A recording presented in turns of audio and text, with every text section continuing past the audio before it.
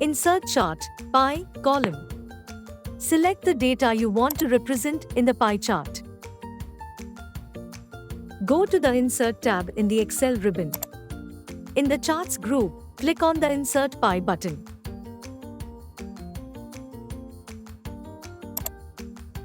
In the drop-down menu, you will see various pie chart subtypes.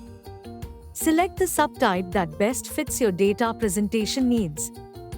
For example, 2D pie, 3D pie, donut pie.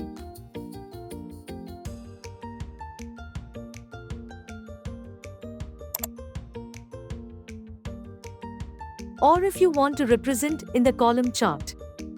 Then in the Charts group, click on the Insert Column or Bar Chart button. In the drop-down menu, you will see various column and bar chart subtypes. Select the subtype that best fits your data presentation.